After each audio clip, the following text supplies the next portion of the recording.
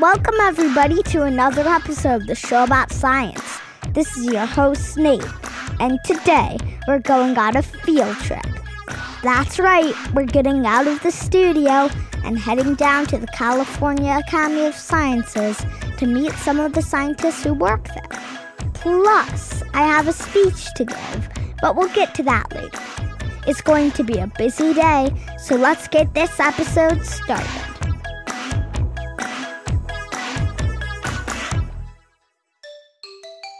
Come on in.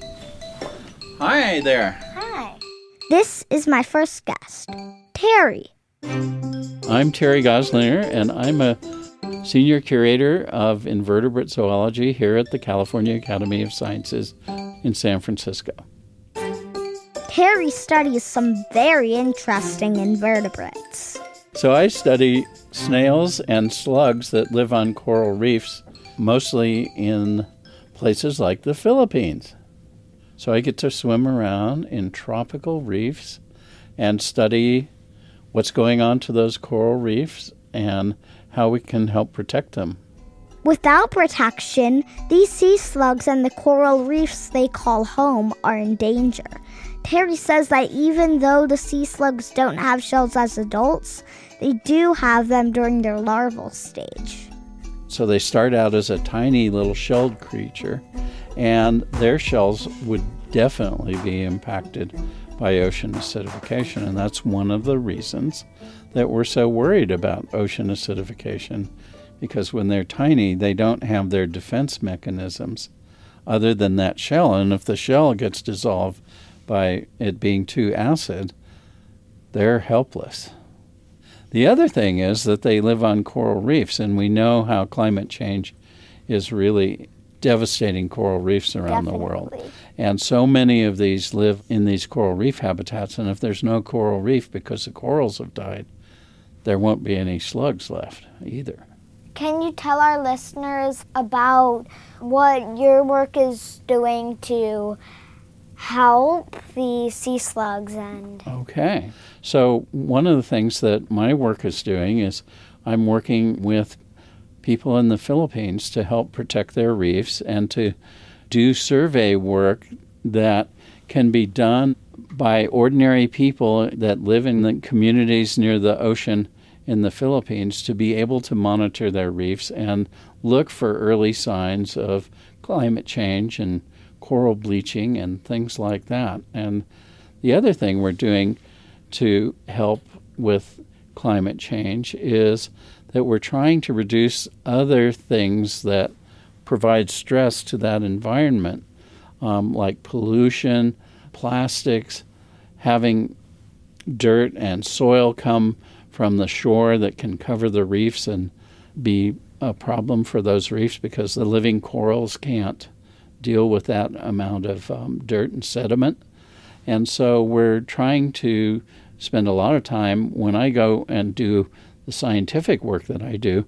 We also talk to kids and to teachers and to political leaders in the Philippines and mayors, anybody who will listen about what they can do to help protect their reefs and reduce some of the other things that put stress on reefs while we're finding solutions to climate change. Thank you for being on the show. Well, thank you for coming and for being such a great questioner and for being so smart and having learned so much about climate change. You're doing a fantastic job.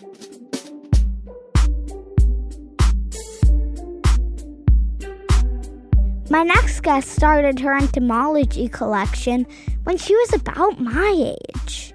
Well, I think ever since a little kid I've been pretty interested in bugs and being outdoors and looking under rocks and logs and in tide pools. This is Lauren. I am Dr. Lauren Esposito, and I am a scorpion biologist. Lauren began her path to becoming a scorpion biologist with an entomology class in college, where she caught the bug for, bugs.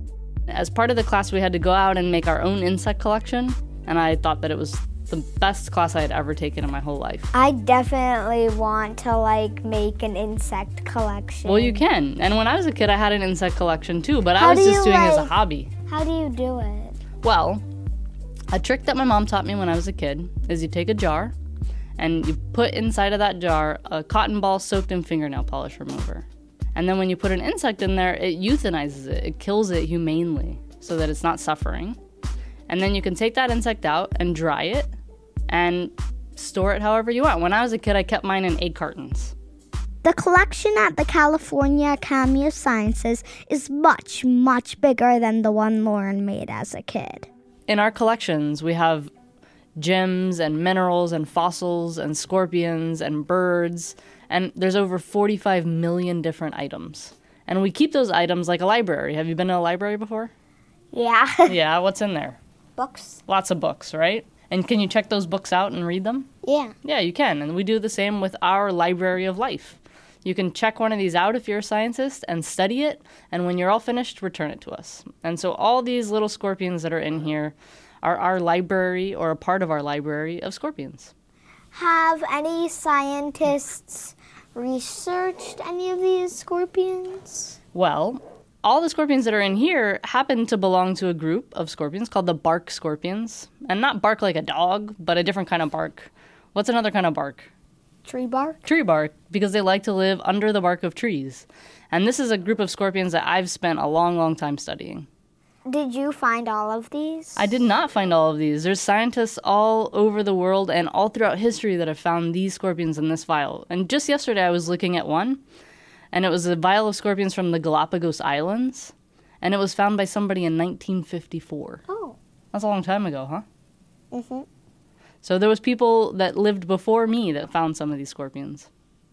How many scorpions have you found that you've contributed to this collection? Oh, that's a really good question. So in a given year, I collect all kinds of things, all arachnids, so scorpions and spiders and whip spiders and harvestmen. And in a given year, I probably collect around 10,000 arachnids and bring them to this collection. Okay, and so, how do you keep them alive?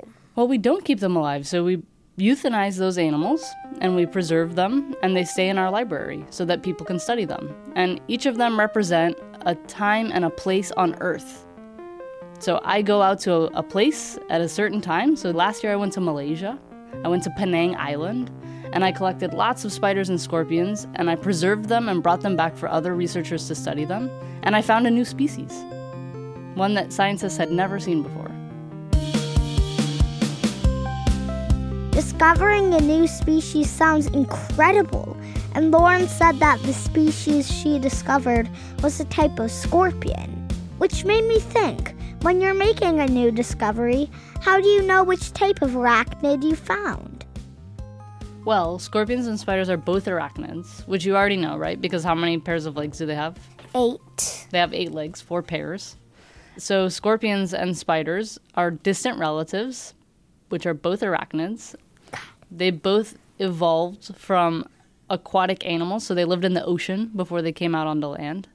And they came out onto land independently, probably, so separately.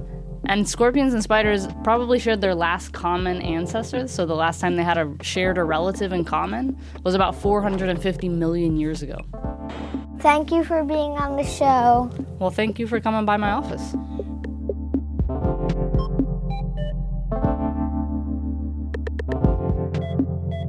Okay, one more interview before my big speech.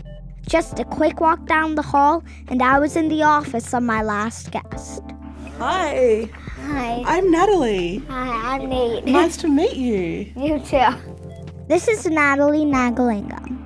I am a botanist and I work on plants, and the plants that I work on are these cycads. And what I do is I go out into the wild and I look at the plants and I discover new plants. Sometimes I can find new species. I also look at their DNA and try and understand their DNA as well. Nathalie doesn't just study any old plants. She studies plants that were alive in the age of the dinosaurs, which are called living fossils. The reason they're called living fossils is because the living plants look just like the fossil plants that we see. And so oftentimes we call something that looks the same as a fossil a living fossil.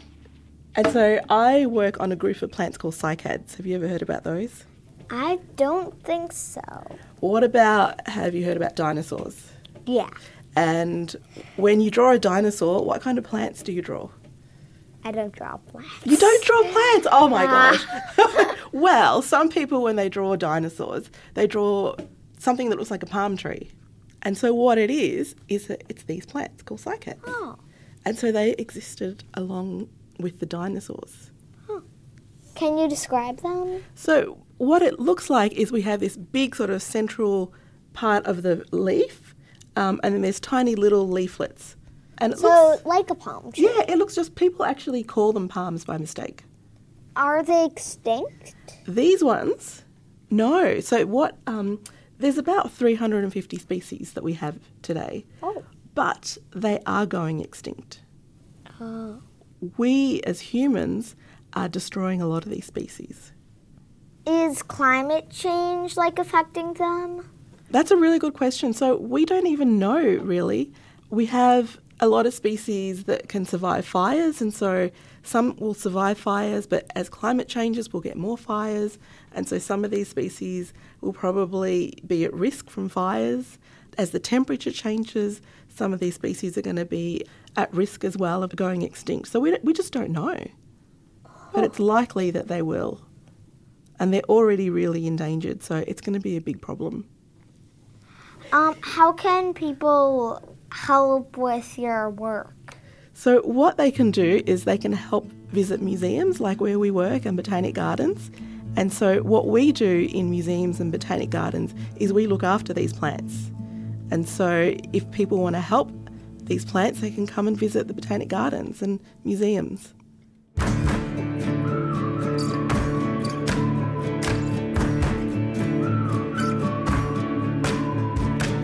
Wrapping up my visit to the California Academy, I was excited to join several other amazing kids as part of the Ocean's Hero panel. We each got the opportunity to share our thoughts about the planet, climate change, and the oceans. Here's what I had to say.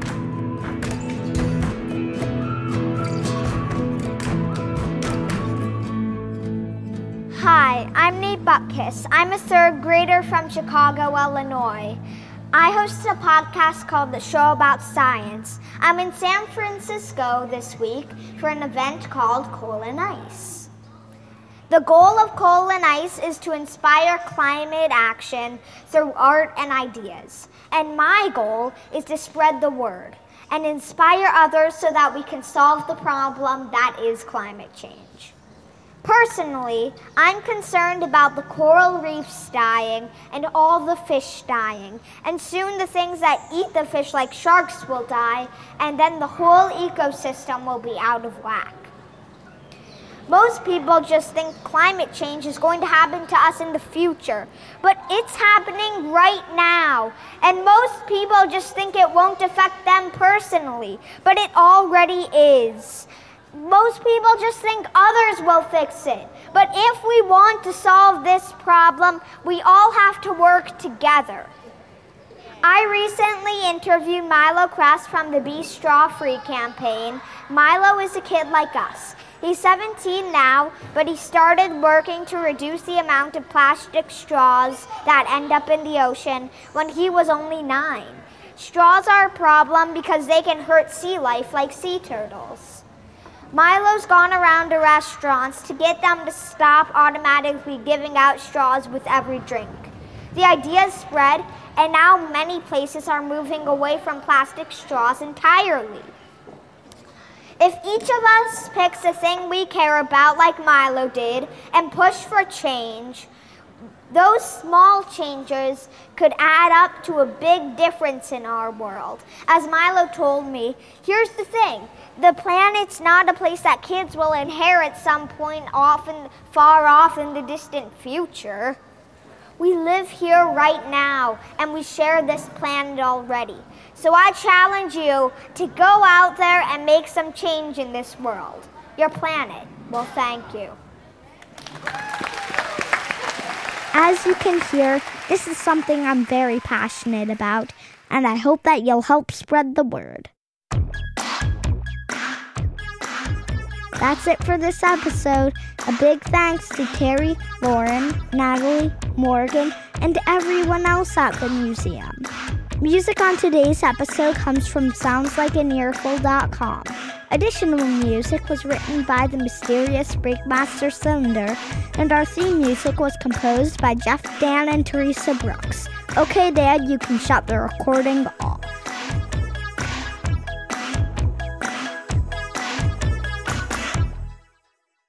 For the newest episodes of the Show About Science, download the Pin app or go to pinna.fm/promo.